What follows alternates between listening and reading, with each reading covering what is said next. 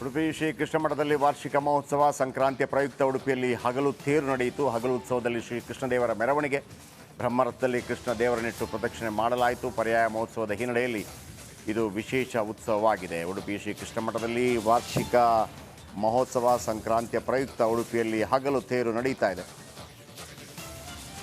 ಹಗಲು ಉತ್ಸವದಲ್ಲಿ ಶ್ರೀ ಕೃಷ್ಣದೇವರ ಮೆರವಣಿಗೆ ಕೂಡ ನಡೀತಾ ಇದೆ. ಉಡುಪಿಯ ಶ್ರೀ ಕೃಷ್ಣ ಮಠದಲ್ಲಿ ವಾರ್ಷಿಕ ಮಹೋತ್ಸವ. ಇವತ್ತು ಮಕರ ಸಂಕ್ರಾಂತಿ.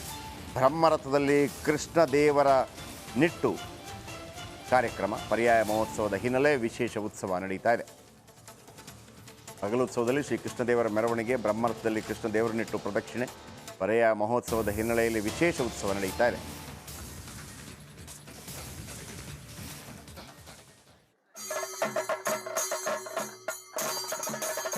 ಬುದ್ಧಿಗೆ ಶ್ರೀಗಳು ಪರ್ಯಾಯ ಏರಿದ್ದಾರೆ ನೋಡಿ. ಬ್ರಹ್ಮರಥದಲ್ಲಿ ಉಡುಪಿಯ ಬ್ರಹ್ಮರಥ ರಥಗಳಿರುತ್ತೆ, ಅದರಲ್ಲಿ ವಿಶೇಷ ರಥ ಇದು ಬ್ರಹ್ಮರಥ. ಉಡುಪಿ ಶ್ರೀಕೃಷ್ಣನಿಗೆ ವಿಶೇಷ ಪೂಜೆ ಮಕರ ಸಂಕ್ರಾಂತಿ ನಿಮಿತ್ತ. ಇದು ವಾರ್ಷಿಕ ಮಹೋತ್ಸವ, ಸಂಕ್ರಾಂತಿಗೆ ಆಗುವಂಥದ್ದು. ಹಗಲು ತೇರು ನೋಡಿ.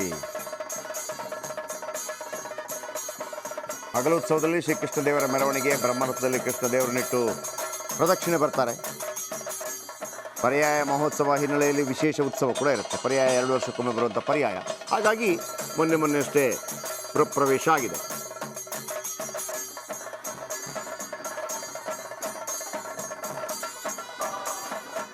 ನಮ್ಮ ಕಲೀಗ್ ರಂಜಿತ್ ಅಲ್ಲೇ ಇದ್ದಾರೆ, ಒಂದು ವಾಕ್ ಥ್ರೂ ಮಾಡಿದ್ದಾರೆ, ಬನ್ನಿ ನೋಡೋಣ.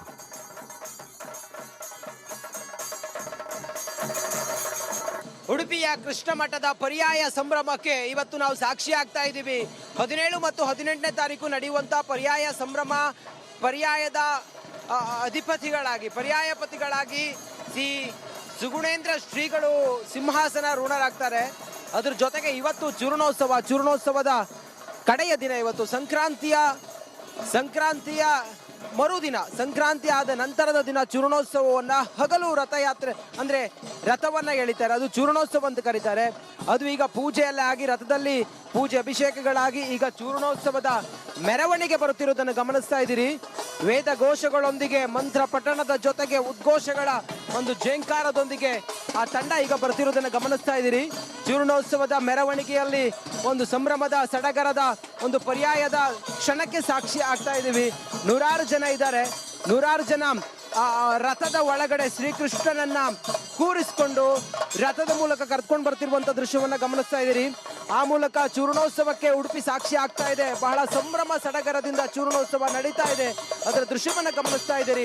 ರಸ್ತೆಯ ಇಕ್ಕೆಲಗಳಲ್ಲಿ, ರಥ ಬೀದಿಯ ಇಕ್ಕೆಲಗಳಲ್ಲಿ ಈ ಭಾಗದಲ್ಲಿ ನೋಡಬಹುದು ಜನರು ಕೂಡ ಸೇರಿದ್ದಾರೆ. ಜನರು ಮೊಬೈಲ್ನಲ್ಲಿ ವಿಡಿಯೋಗ್ರಫಿಯನ್ನ ಮಾಡ್ತಾ ಸಂಭ್ರಮಿಸ್ತಿರೋದನ್ನು ಗಮನಿಸ್ತಾ ಇದ್ದೀರಿ.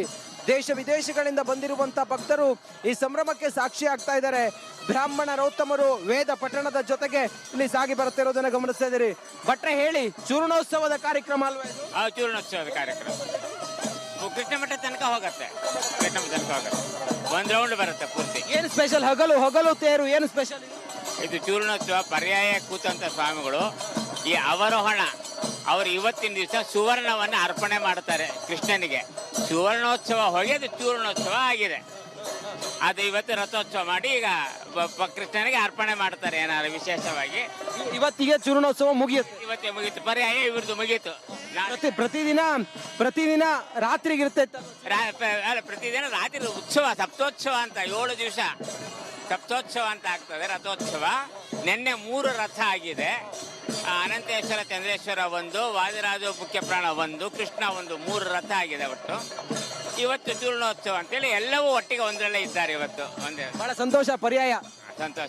ಕೊತ್ತಿಗೆ ಮಠದ ಬರ ಹೌದು ಬರ್ತದೆ. ಮುಂದಿನ ಏನ್ ಹೇಳ್ತೀರಿ ಎಲ್ಲ ಬಂದಿರುವಂತ ಭಕ್ತರಿಗೆ? ಏನ್ ಹೇಳ್ತೀರಿ? ಏನು